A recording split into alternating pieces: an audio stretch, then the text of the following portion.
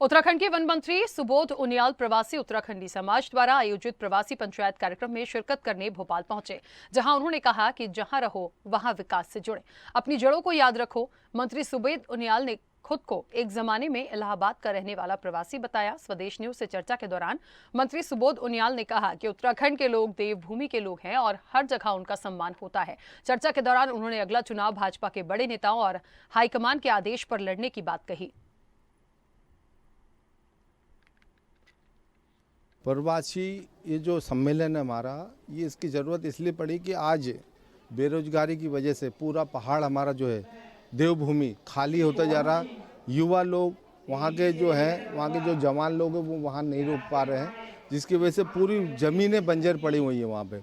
अब यही हमारी एक कोशिश है कि ये सब जो यहाँ पलायन कर गए ये जाएं, अपने खेती बाड़ी संभालें और सरकार के मंत्री यहाँ आए हुए उनके माध्यम से हम वहाँ रोजगार की व्यवस्था भी करने की उनसे मांग करने वाले हैं। देवभूमि के हमारे सभी उत्तराखंड वासियों का सम्मेलन है और यही तो इस देश की सबसे बड़ी खूबसूरती है कि हम सब एकता के साथ अपने अपने क्षेत्र की संस्कृति का संधारण करते हुए हिंदुस्तान को बड़ा देश बनाने के संकल्प के साथ अपने जीवन को जी रहे हैं। मोदी जी पर कृपा है ये, और मोदी जी की सबसे बड़ी खूबी यही है कि मोदी जी सांस्कृतिक अभ्युदय के लिए काम कर रहे हैं।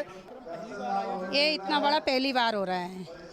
हाँ, ये पहली बार हो रहा है। वैसे 10 फरवरी को भी होता है यहाँ पे, और बार होते रहते हैं, लेकिन अब ये पहली बार है जो हमारे उत्तराखंड से पूरे वरिष्ठ लोग आए हैं, तो ये पहली बार हो रहा है। ये तो अब जरूरी है, होते रहते हैं और 10 फरवरी को भी होगा।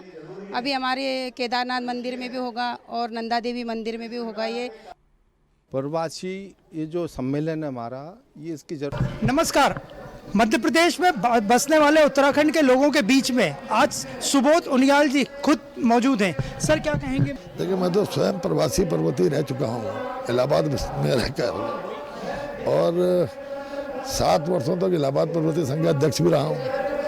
तो प्रवासियों के बीच जाके अपनापन लगता है, तो उनके बीच आया हूँ, एक बहुत अच्छा लग रहा है। और उनकी जिस तरह से यहाँ पर ये लोग संगठित होकर अपनी संस्कृति के वहाँ के रूप में भी काम कर रहे हैं और साथ ही साथ मध्य प्रदेश की विकास यात्रा के लोग गवाह भी हैं और उसके सहभागी भी हैं। तो जहाँ रहो वहाँ के विकास के साथ जुड़कर अपनी जड़ों को याद रखना सबसे बड़ी आवश्यकता है। सर पहली बार इस तरह का कार्यक्रम हो रहा है, पूरे मध्य प्रदेश से उत्तराखंड के लोग आए हैं, और आप ये समझते हैं इस तरह के कार्यक्रम और होने चाहिए? निश्चित रूप से ये देखिए, ये एक आपका कनेक्शन बना रहता है। और जिस तरह आज टेक्नोलॉजी के लिए भी कहते हैं कि टेक्नोलॉजी लैंड टू लैंड जाए। अगर लैब में आपने अनुसंधान किया और वो लैंड तक नहीं गए तो बेकार है। तो कुल मिला करके जो भी चीज़ हो उसका शुरुआत और उस जहाँ पर है दोनों के बीच में एक लिंक होना, ये मैं समझता हूँ संस्कृति को जीवित रखने के लिए बहुत आवश्यक है। सर इस सम्मेलन में यहाँ के स्थानीय मंत्री नेता भी आए हैं, और आपको लगता है कि ये लोग सहयोग करते होंगे उत्तराखंड के लोगों को? देखिए, उत्तराखंड के लोग देवभूमि के लोग माने जाते हैं, हर जगह इनका सम्मान है। और चूंकि मैंने आपसे पहले भी कहा कि ये लोग यहाँ पर रहकर मध्य प्रदेश के विकास के साथ जुड़े हुए हैं, तो निसंदेह ये मध्य प्रदेश के नागरिक भी हैं। ये मूल निवासी उत्तराखंड के हैं लेकिन नागरिक मध्य प्रदेश के हैं। तो दोनों जगह से अपनत्व तो होना ये बहुत अच्छी बात है। सर आपका एक बयान आया था जिसमें आपने कहा था कि भ्रष्ट अधिकारी और कर्मचारियों को वीआरएस ले लेने चाहिए, क्या उस पर कायम है आप? मैंने किए भी हैं, सस्पेंड भी किए हैं और FIR भी लॉन्च की है। तो निश्चित रूप से जो भ्रष्टाचार है ये लगातार दीमक की तरह पूरे देश को खा रहा है। तो भ्रष्ट लोगों के खिलाफ कार्रवाई करना, और जब आपको जिम्मेदारी मिले तो आपका भी कर्तव्य बनता है कि ऐसे लोगों को बाहर का रास्ता दिखाया जाए। अगली बार आप चुनाव कहाँ से लड़ेंगे और क्या कहेंगे इस बारे में?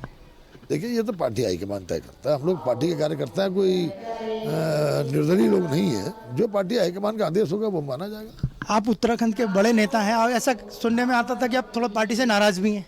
ऐसा कुछ नहीं है, पार्टी से नाराजगी का कोई प्रश्न नहीं होता। मेरे बारे में सब जानते हैं, अगर मैं नाराज हुआ तो पार्टी में रह ही नहीं सकता।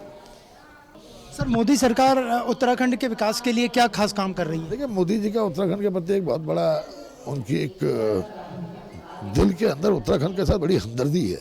और यही कारण है कि पिछले 8 वर्षों में जब से वो देश के प्रधानमंत्री बने, करीबन 1.5 लाख करोड़ के काम उत्तराखंड को दी और करीबन 1.5 लाख करोड़ के काम पाइपलाइन में है।